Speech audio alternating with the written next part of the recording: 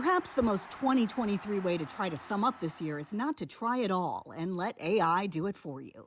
After all, Collins Dictionary named AI its word of the year for driving the conversation about the power and potential perils of artificial intelligence, as Senator Richard Blumenthal proved when he used an AI-generated deepfake of his own voice. Too often, we have seen what happens when technology outpaces regulation. But even AI couldn't envision all 2023 had in store. Well, what the heck is that? A Chinese spy balloon crossed the country, capturing people's attention, creating political concerns. The military shot it down after a 7-day journey. 2023 made its own communications history. Twitter tweeted for the last time when Elon Musk rebranded it X. TikTok CEO faced a critical Congress. Your platform should be banned. But 150 million active TikTok users in the U.S. kept scrolling, according to its CEO, and sharing their experiences throughout the year. Extreme weather was a frequent theme. Deadly wildfires in Maui arrived so quickly in August. As the emergency siren warning system stayed silent, people plunged into the ocean seeking safety. You gotta go! At least 110 died. Thousands lost their homes in Hawaii's largest ever natural disaster. Unions walked. Tonight, for the first time in our history, we will strike all three of the big three at once. United Auto Workers, Kaiser Permanente workers, LA's school district workers, Writers Guild of America workers, and SAG-AFTRA actors all went on the picket lines. In the Middle East, on October 7th, Hamas put what it said was a plan 2 years in the making into action, killing more than 1,200 people in Israel in just the attack's first hours, taking at least 200 hostages, some eventually released, others left in limbo.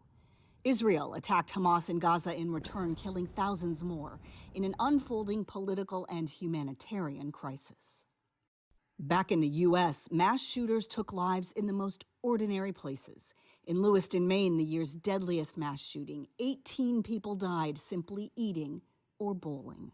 21-year-old Massachusetts Air National Guardsman Jack Teixeira arrested for allegedly leaking classified national defense information on social media. I did not and would not hurt my wife and my child. Disgraced former attorney Alec Murdaugh took the stand, but a jury took less than 3 hours to find him guilty of murder. Ohio's attorney general filed a federal lawsuit against Norfolk Southern after a toxic train derailment in East Palestine. Courtrooms set the scene for their share of politics.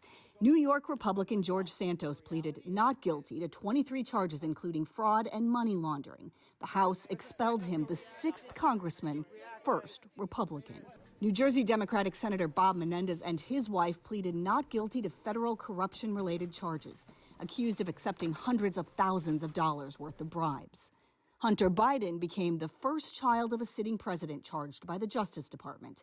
His lawyer has suggested the charges are politically motivated. Former President Trump racked up historic court superlatives all year. The first time a current or former president has faced criminal charges.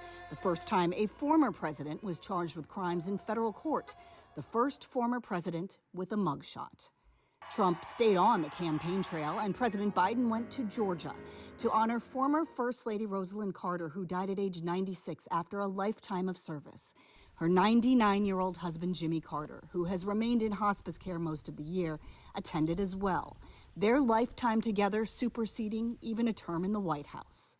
That kind of contrast happened all year. A son's book, a king's coronation.